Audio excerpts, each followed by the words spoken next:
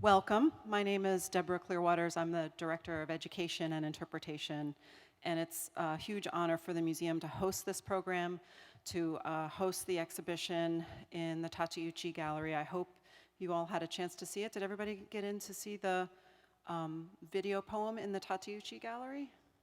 Oh, a few of you haven't. So you will have time after the program to see that video poem, which is incredibly evocative. I want to put out some thanks. Of course, Emiko Omori for producing this wonderful work and for giving us the opportunity to commemorate the 75th anniversary of Executive Order 9066 in this way, with art and history and such a human story.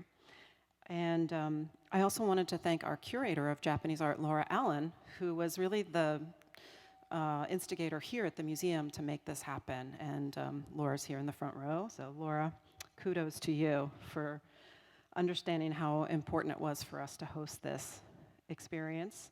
And also to the Takahashi family for your support of this institution for so many generations of your family and into the present, with the present generation. Masako-san, thank you for being part of this program and for all of your advice and energy and enthusiasm for the work here. Now I'd like to introduce our curator of contemporary art, Karen Wen, who will introduce the program. Karen? Good afternoon and welcome. I will keep my remarks very brief. My name is Karen Wen, as Deb just said. I'm the curator for contemporary art here, and it has been my privilege and an honor to work with both Emiko Omori and Masako Takahashi. Just before I introduce them, I would like to express my thanks to Mark Johnson at San Francisco State University, who first introduced Emiko and her powerful work When Rabbit Left the Moon to me and made this entire exhibition and program possible. I'd like to offer just a few words from another artist, the sculptor Isamu Noguchi, which were written in 1942 on the subject of his own self-incarceration at Poston. The title is I Become a Nisei. To be hybrid anticipates the future. This is America, the nation of all nationalities. The racial and cultural intermixture is the antithesis of all the tenet of the Axis powers.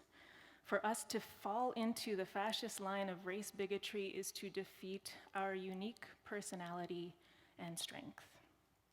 When people ask why I, a Eurasian sculptor from New York, have come so far into the Arizona desert to be locked up with the evacuated Japanese from the West Coast, I sometimes wonder myself.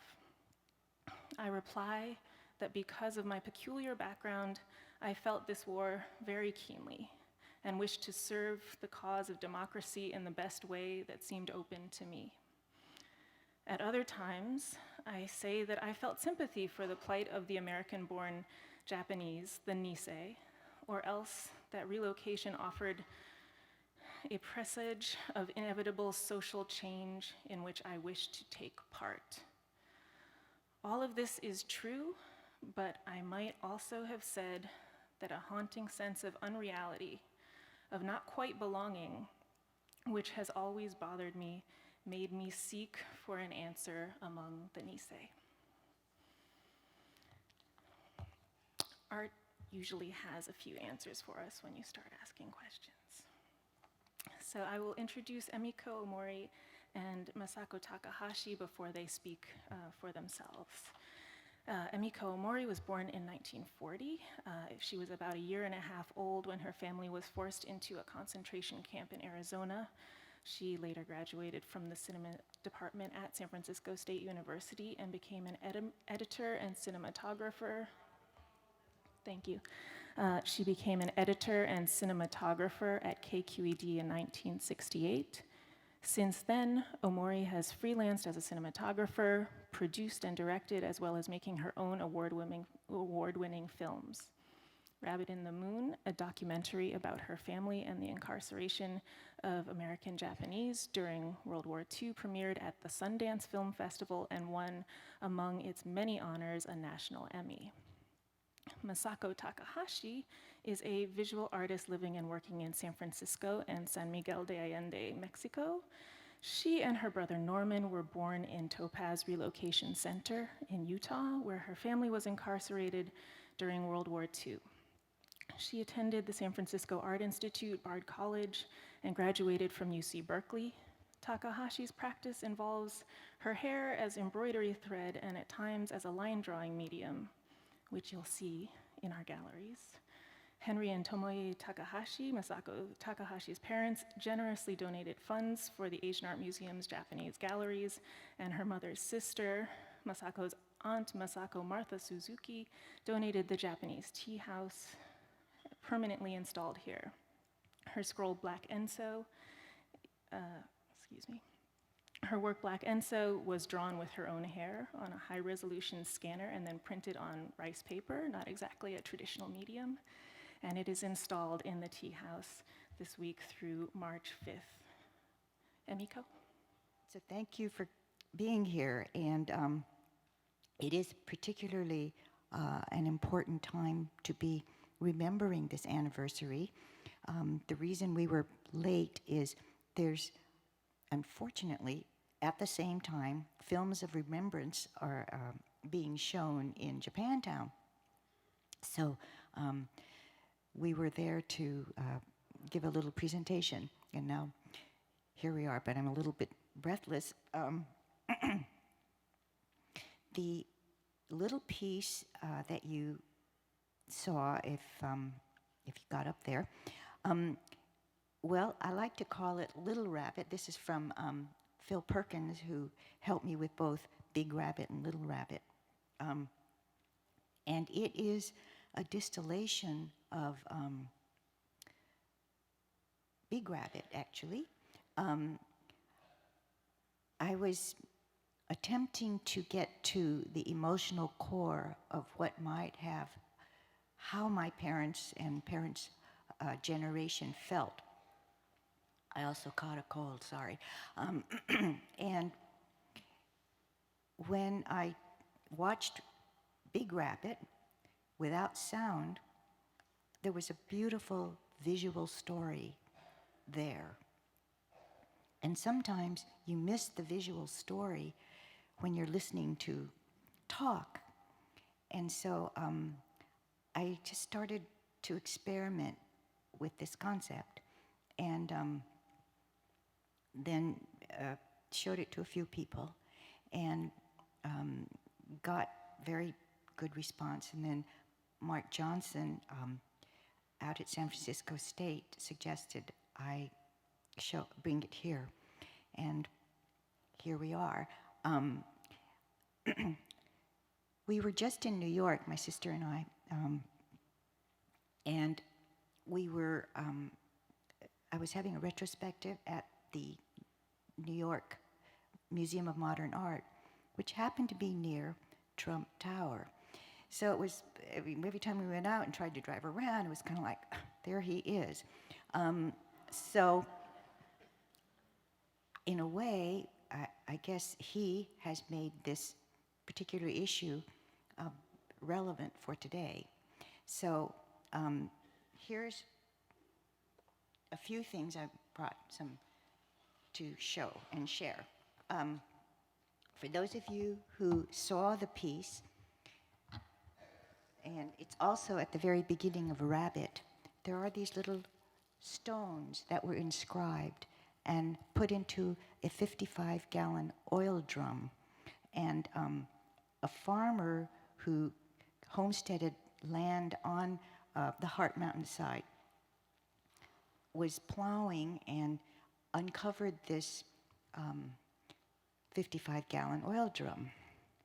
And they were filled with these stones, which you can see the size of them. So I don't know how many were in that drum, but it represents to me the people that were there, and wanted to be remembered. And when my sister and I were making Big Rabbit, every now and then we'd want to cash it in. You know how it is. It took us about 9 years. And I would look at these little rocks because we went to Heart Mountain and met the farmer who had uncovered these, and he was giving them away. So I would see these little rocks and be reminded that we had to continue on, and that they were like little messages from the past. And then for Donald Trump, I brought my pussy hat, and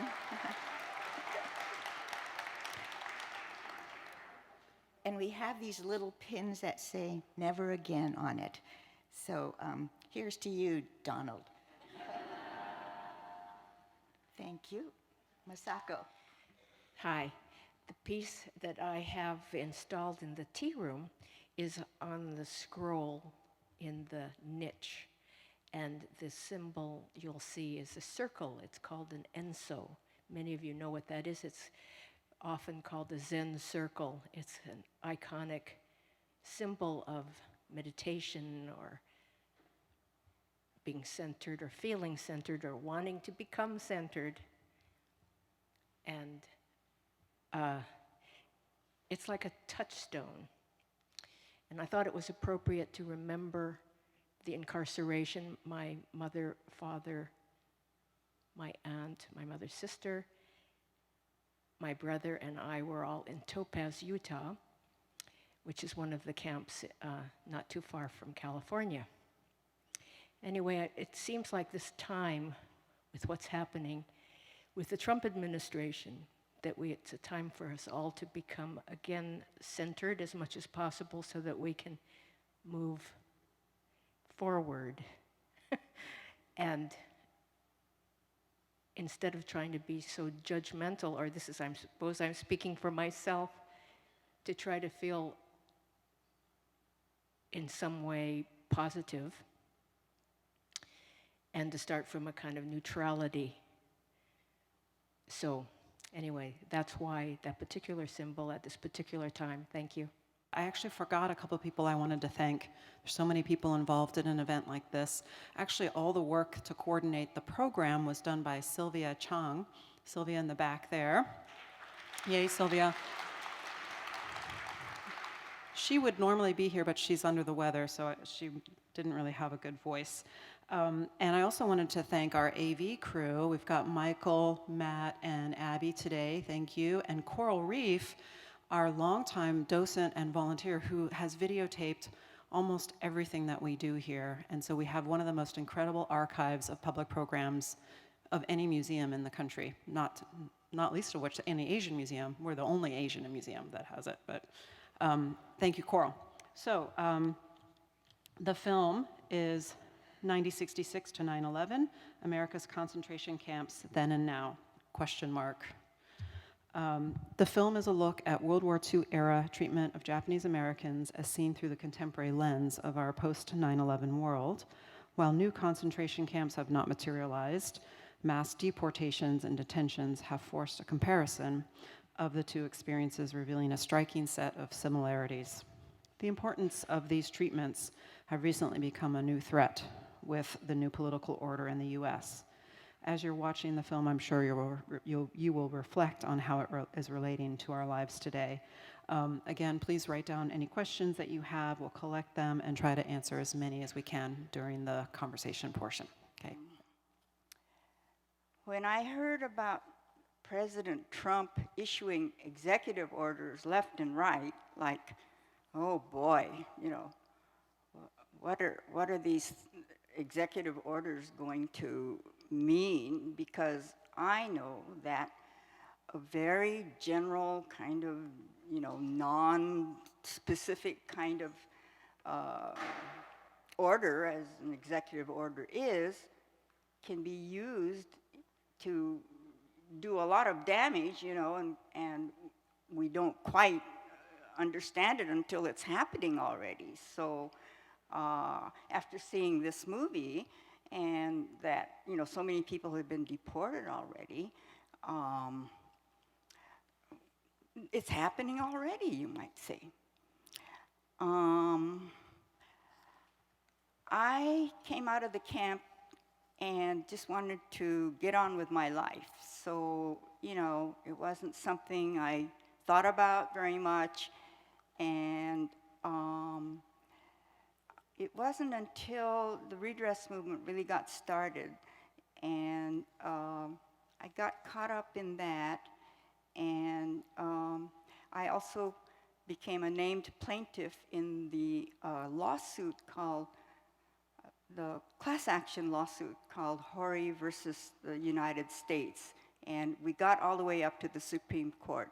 So in the process of all these activities, I really got obsessed about learning about what had happened to us. So anyway, that resulted in my sister and I making Rabbit in the Moon.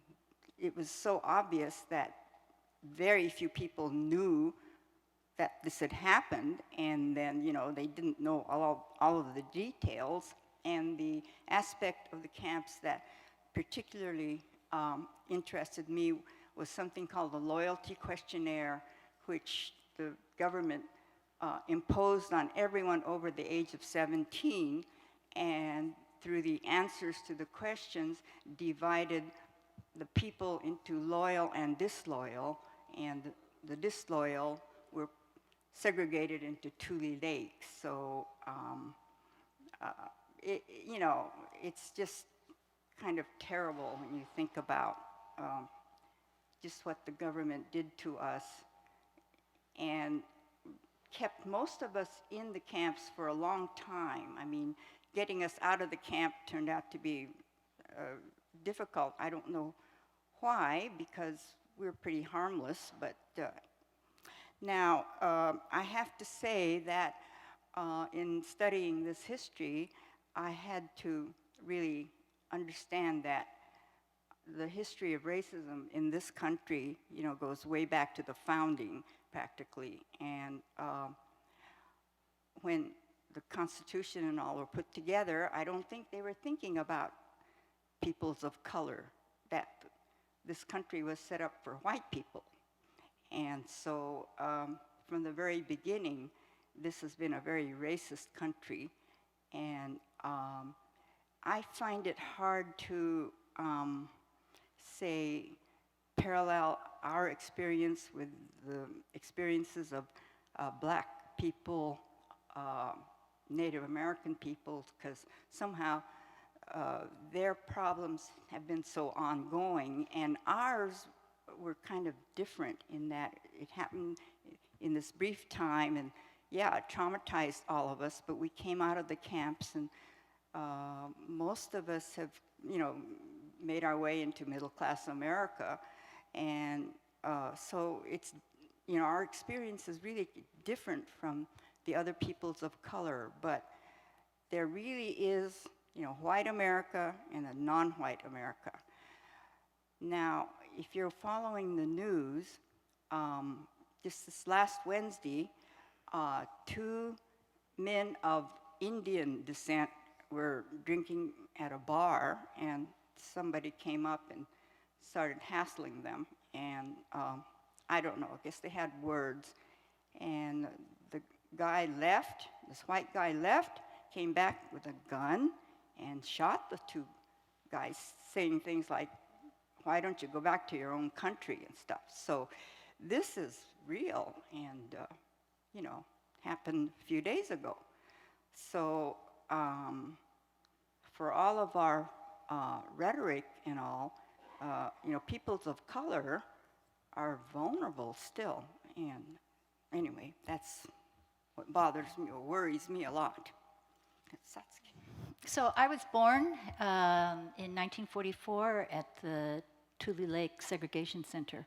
My parents had answered no to the loyalty questionnaire, and as a result were designated as disloyal Americans and separated out of Topaz, Utah, to Tule Lake Segregation Center in Northern California. My parents were Kibe. They were born in the United States, had parents that became ill, and so were sent back to Japan during their school years and then came back to the US. So they were what's called Kibe Nisei, meaning that they were educated partly in Japan and then came back here. Kibes were considered very highly suspect. There were government rumors that if you were a Kibe, you were sent back to Japan to return to proselytize the rest of the community. But because they had lived in Japan, when they had to answer the loyalty questionnaire and they, by that time, had 2 small babies in camp, they had lost heart about what their life in America could be like. So they renounced their American citizenship with hopes that they could go to Japan and live their life safely. And then the bomb was dropped in Hiroshima and Nagasaki, and it was clear the war was over and Japan had been defeated. And soldiers that had been drafted out of the camps, Japanese American soldiers drafted out of the camp to fight in Europe after the war, were also dispersed to Japan for the after the war effort. And so those young men would come back to the segregation center in full uniform, cross the barbed wire fence to visit their parents who were still being held there. And they brought messages back saying that the families in Japan are unable and do not want their American relatives to come back to Japan because there was no food, there was no place that they could live. So thousands of Japanese, many of them Kibe, who had renounced their citizenship, were in this state of no citizenship and no hope of being able to take their family and realize their dreams that they could be safe and feel accepted in a country of their own. So I was born in Tule Lake, and so I think there has been, maybe in my DNA, some level of protest and anger about what my family had to experience. And so I've been very involved as a psychotherapist working with Japanese Americans who were children in the camps and helping people piece their stories together because the experience was so traumatic and so continuous that classic symptoms of trauma were evident. That is, people had compartmentalized and suppressed a lot of the emotions associated with it and didn't pass on the stories or the information to their next generation, and that had a huge effect on subsequent generations. There's this anxiety that kind of hung over us in our own households about what would happen if you got a driving ticket or you were late for school even. There was this fear that any misstep that you made could then suddenly mean a loss of freedom. So it was interesting to me that it was in 2015, a 4th generation Japanese American young attorney for the American Civil Liberties Union called me on the phone. No, he emailed me, and he said, I'm with the ACLU National Prisons Project, and we are seeing this huge increase of mothers and children who are seeking asylum from Central America. And they're being held in private prisons in southern Texas. Would you come to Texas, visit these private prisons, and help us evaluate the effect of this incarceration is having on the children in particular? They're trying to gather data to build their case against this very inhumane practice. And he said, I'll send you more information, whatever. But I wrote back and I said, tell me when to be there. And so I went there, and Professionals weren't allowed to go into the jails. These are prisons. They're not jails. They're prisons. They're locking barred gates, and they have cribs in the cells for the mothers with the babies. Many of these women crossed over from Central America, Guatemala, El Salvador, Honduras, brought through Mexico, and were told early on that when you get to the border and you see the man with the hat, just say asylum, and then they will take you to either a church or a community center where you will await your turn to apply for asylum through the judicial system, through the immigration process.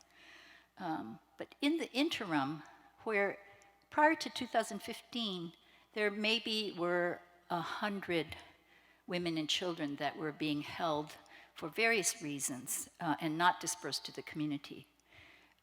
By the time the ACLU had gotten involved, there were 3,000 beds prepared and 2 brand new prisons built to incarcerate these women and children.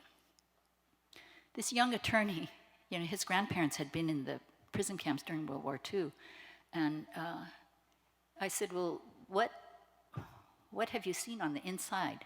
And he said, well, they let the ACLU in before they started having the asylum seekers placed there. And he said, the thing that was so disturbing to me is that we walked into the supply room and there were rows and rows and rows of little shoes. So I met with these women and children. I was supposed to pretend like I was a friend. I don't speak Spanish, so I had to have someone from the American Friends Service Committee that spoke Spanish come with me as a translator. And they didn't want people to be translating, so we had to pretend like we weren't translating. I wasn't allowed to bring in any of my play therapy supplies or anything. And what I saw and learned was so distressing.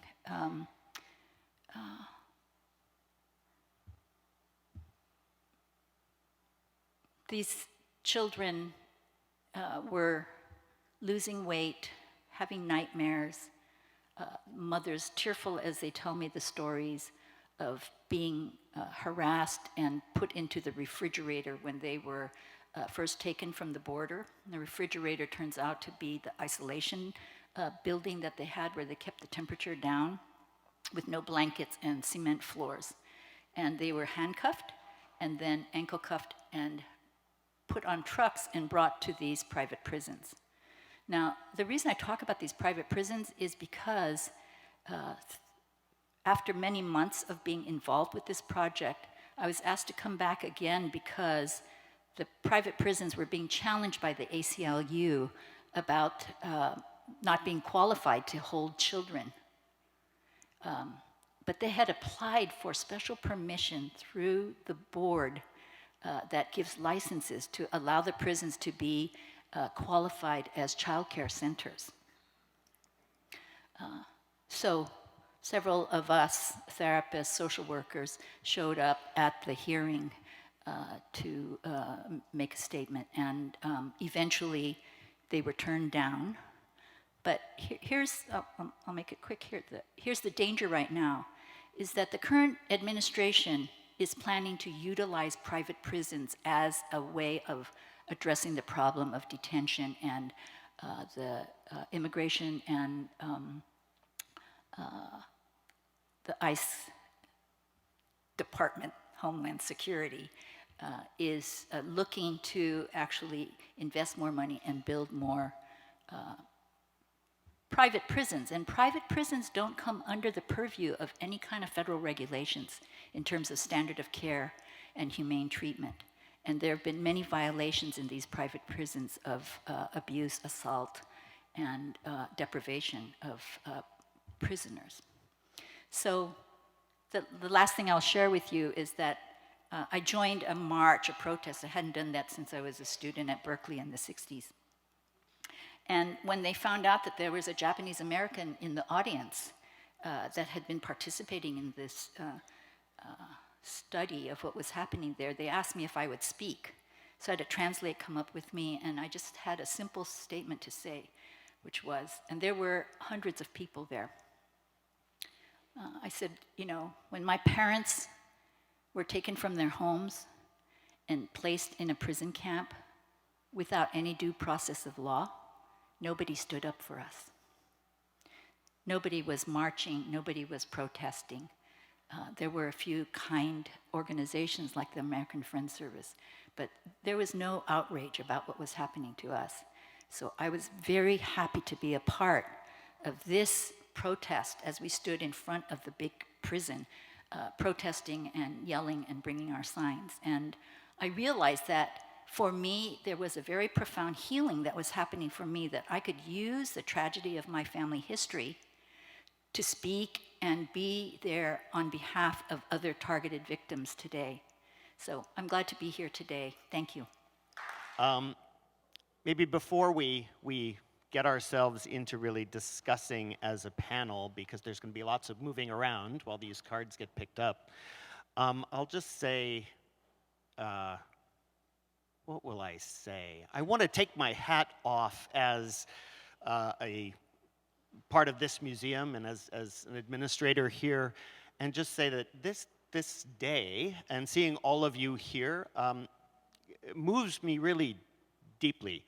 I grew up in the Midwest. I, of course, knew nothing about the internment of Japanese Americans, and it wasn't until I began to study the history of Japanese art and to wend my way along toward my career that this sad moment in American history was made apparent to me. And it was later living in Seattle that my next-door neighbor turned out to be a former internee. His family also was at Tule Lake, so they had settled in Seattle. And I learned more and more about this. And you know, it strikes me that the parallels to today and the things brought up by the film we just saw, they're so disturbing, in part because it's so easy to be a racist. Can I just put it that way? Where I grew up, we would be silent. We wouldn't think about it. And we would be led by those who had nefarious desires, those who wanted to push us down a pathway that I think, given the chance to speak our voice, we would never have chosen. And yet, we were lazy.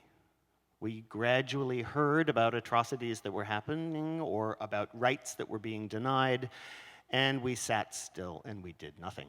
And you know, I worry today, as a representative of white America, since my family is very much middle white America, that while I'm motivated to speak out, and occasionally I get to hold the microphone and actually get to speak, I wonder if I'm doing enough for those in the Latin American community, those in the Islamic community, the Muslim community.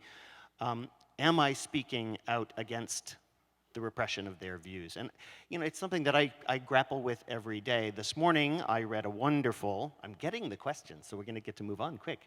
I read a wonderful little essay that was talking about what you can do. And it said, get up every day and call your representative. Your local representative, your national representative, your senator, your congressperson. Just pick up the phone and call them every single day. And that'll have an impact. I happen to live in just outside Baltimore, as many of you know. I'm transitioning to living here in California, and I can drive to the Capitol. It's really easy. It's about 40 minutes from my house. So when I'm back there in 2 weeks, I think what I'm going to do is go drive over and see my Maryland representatives. And good. I'm glad you're happy about that. One of the things that strikes me is Maryland, as you know, is a very democratic state. Our representatives have been Democrats for years, and when we vote, we think, oh, it's Democrats. They think like we do. Similarly, California is a very democratic place. And when we vote, we think, well, we know who's going to get elected, San Francisco in particular. And yet, those people need to hear our voices too. They need to feel empowered, and they need to feel that they have us behind them as the people who they represent, because their voices are going to be critical in the future. Okay, that's enough of me being not the museum. Thanks, clappers back there. Call your representatives. Now we need to be the art museum, and here's an opportunity to talk to 3 artists and 1 activist in the community. And you know, I particularly am motivated to ask first Emiko, down on the end, a little bit about the piece that you have on view in the gallery, because what we haven't seen this afternoon is, of course, the gallery piece. And many of you, if you haven't seen it yet, need to go and watch it. It's very moving. It brought me to tears the first time I saw it, and each time I go back, it does the same thing. And I wondered if you could talk a little bit about the process you went through in creating this wordless presentation and making it impactful in a way that sort of echoes everything that was in your original film. Is this on? Oh. Well, it just began as an exercise. I had been involved in some activities that had a lot of words, trying to describe experiences, laws, regulations around the camps. And I just felt that I needed to go into the emotional part rather than all the words. And I call it like the right brain and left brain thing, and that, so I guess it's kind of like, you know, a picture is worth 1,000 words. And it was an emotional experience for me to make the piece. I cried while making it. And then I decided to share it and see if it was really affecting other people or just me or being stoned or whatever it was, you know. So I did watch it in all my states, and it seemed to speak to other people. And it was my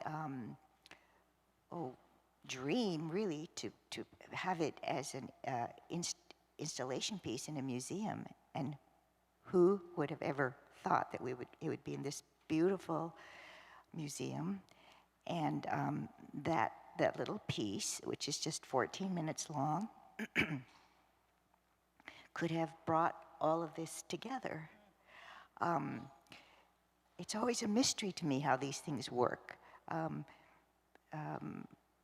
And I just am grateful that it all came together, and so thankful to the museum to have done this and put all this work into it, and to see all of you. This is really gratifying, because we all went on the Women's March. Didn't have my hat at that time. My other sister made us these hats. But we had gone to separate ones. They went to Oakland and I went to San Francisco. And next time we said we were going to go as a group and represent our experience. We didn't have signs and things, so we need to get more together about this. I don't know, it's just kind of an amazing thing that, and I did comb the footage to look for little moments, and I think each of those moments speak. And that's how it came about. You know, actually, thinking just about that, a question from the audience. Someone has asked where all that film footage that went into your original film, Rabbit in the Moon, and also into what we see here.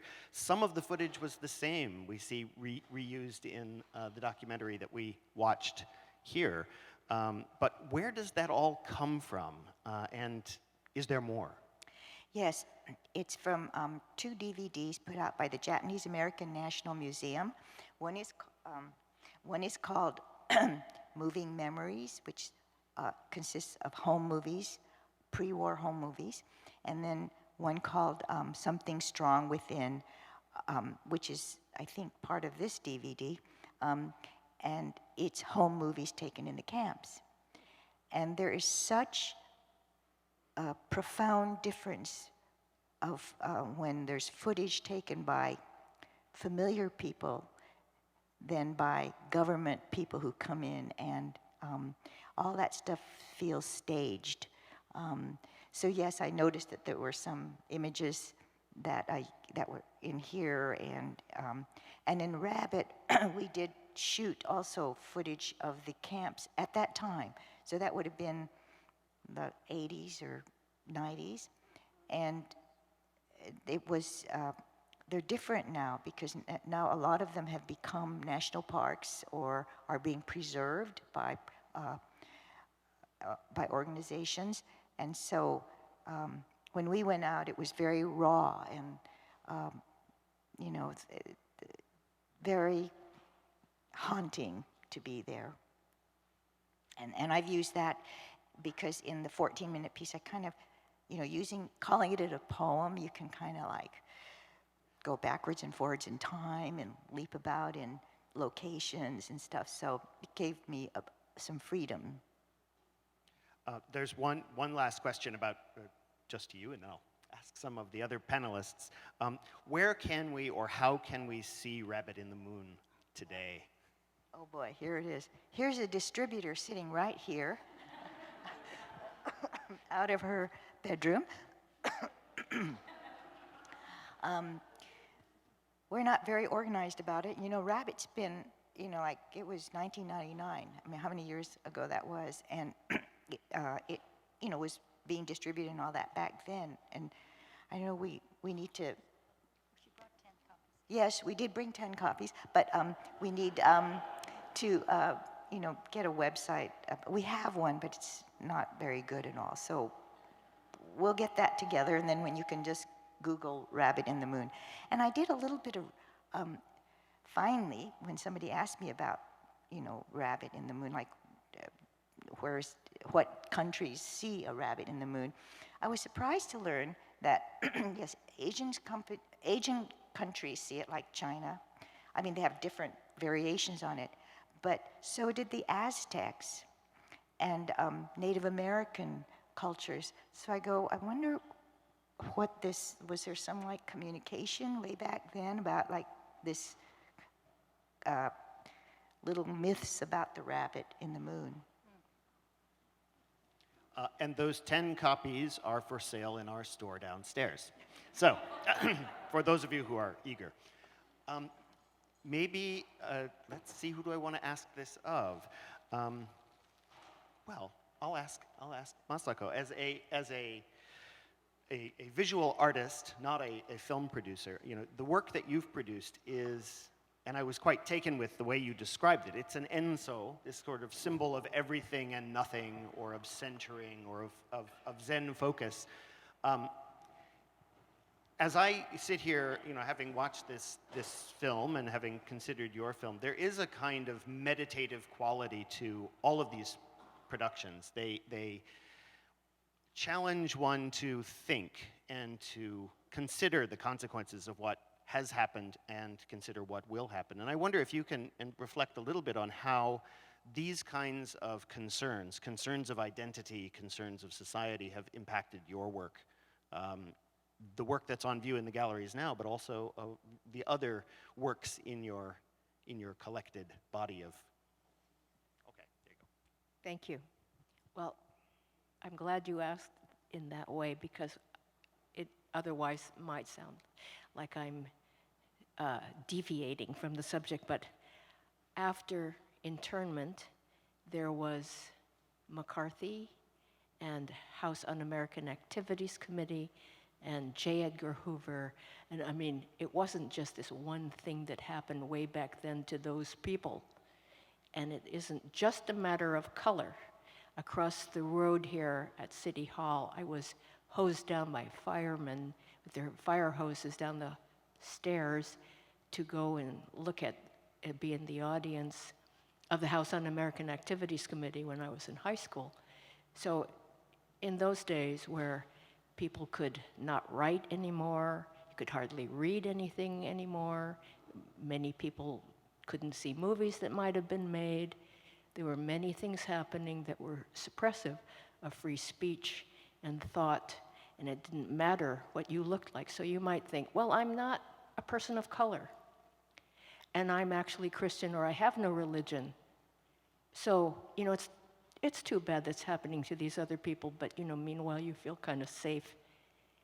You have to stand up, and like you were saying, you don't have to call every day, but you could call every Monday, or email if you don't want to bother to call. But now's the time. Anyway, so you can maybe see how it affects me. Great, thanks. Here's a very straightforward question, and I'm going to kind of weave two together. The story of Tule Lake in particular, and I guess, Satsuki, this is a question for you. It is a story that is being told more today than it has been in past decades, and it's still one that I think many people don't fully understand, the difference between Tule Lake and the other concentration camps. As a psychotherapist, how does one overcome the kind of trauma, the kind of emotional or sort of repressed trauma that one experiences in a camp? And in particular, how does one overcome having been branded by Tule Lake as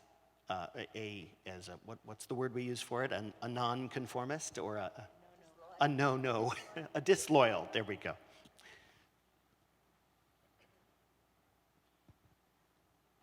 It's a long answer.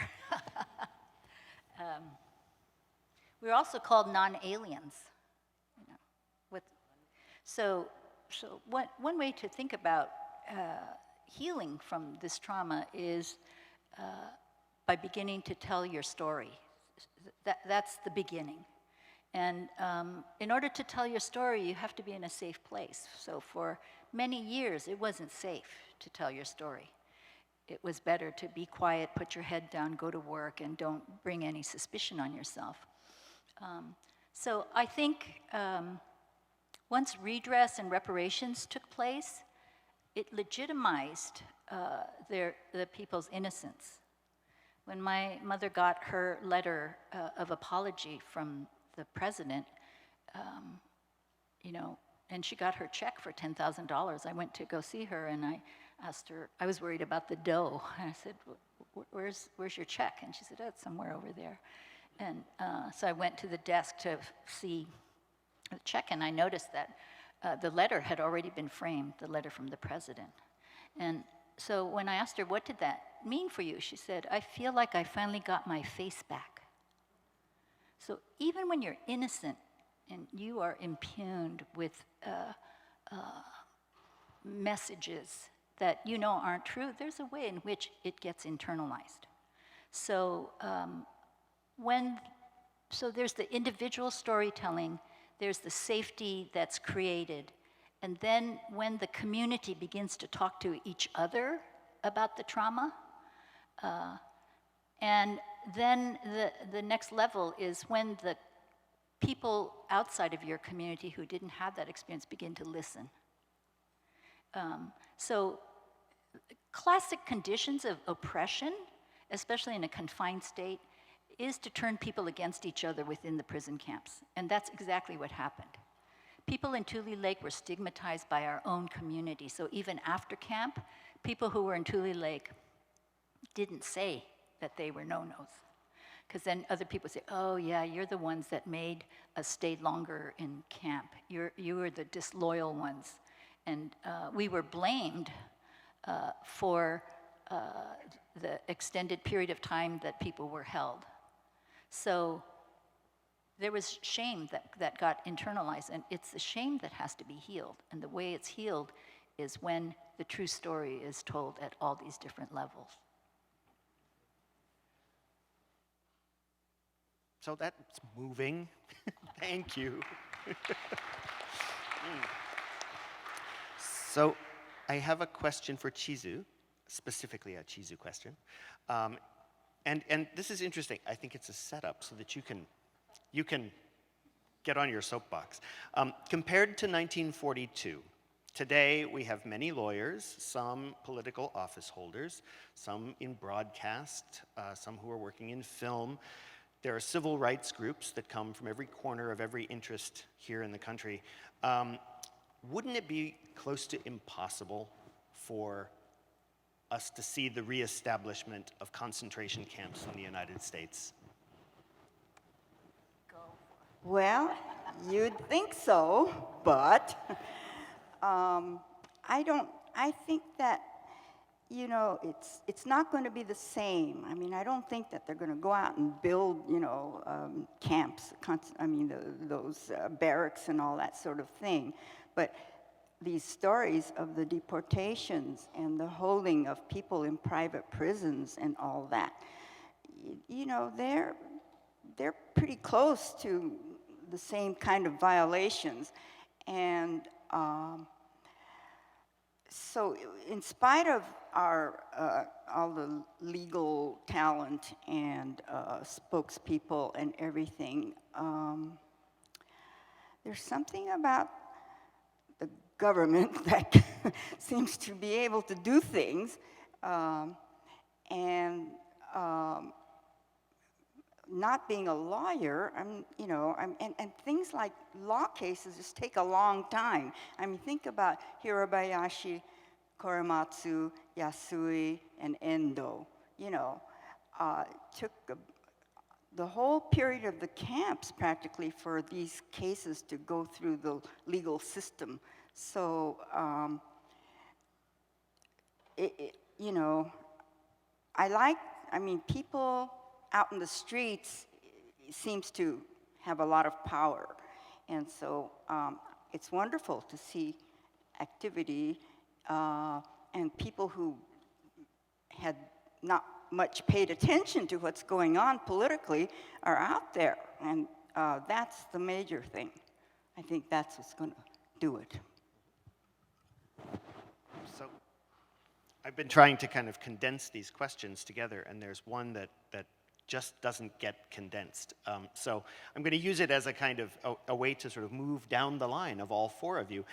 It was written specifically for Emiko, but it asks, when you completed your film, and I think by this they mean Rabbit in the Moon, or perhaps you can lump your films together. The question is, what one word popped into your head when you realized you were done?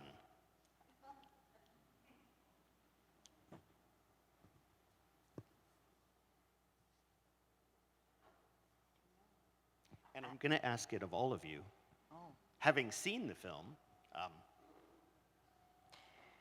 Well, it might be the word that pops into your mind whenever you finish anything. It's called relief, I think, that I finally finished. And you don't, really know the work it's going to do until it's out there doing its work. So it's just always, it was probably some late night, in the middle of the night or something, and you finally, I have friends in here like Pat Jackson who knows that I continue to work on my pieces. I noticed in the movie about the painter Turner, they had hung their works on the walls for some exhibition, and then they're still painting. And I go, oh, I know that. You're still kind of cutting up to the finish line. So I know it's kind of, so yes, but there is a moment when you think, this is it, I'm just walking away now, and it's just whatever it is at the moment. So I don't know if it's relief or not, and then I can go watch The Warriors without guilt. And in case people don't know where Masako's piece is, it's in the tea house, and there's that little alcove, there's where you hang artwork, and it's a scroll. And so be sure to catch that on your way to the other piece. Okay, your turn. So I've been following Emiko's work for many years. So when I saw the short, I said, "Oh shit, she did it again." We're supposed to come up with one word? Well, it turns out with film, maybe you finish the film, but then there's this whole business of getting it seen and distributed, so it seems endless. You know, it never ends. Here it is, 20 years. Well, we started working on it in the 80s, I guess, 1980s. So it never ends, I guess. Well, with an ENSO, it's very quick. You just kind of do it. So you go, okay. Got one. All right, those are all words. When I saw Emiko's piece for the first time in the gallery when it was set up, all I could think was, oh. Because it's that moment of realization when you say, you know, this is going to motivate me to do something, to change the way I act, to change the way I think. It's going to make me stop being lazy and to actually get out there. It's going to challenge me to be active. So we've gone through our questions. I want to take a moment just to thank all four of you, because coming together, your distinct voices and your voices as a chorus, I think are truly powerful, and they provide us at the museum the opportunity to give you a platform and to contribute to community in a way that I think is extremely important. We couldn't do it without you. Well, So thank you, thanks. and thank you all for coming. Thank you.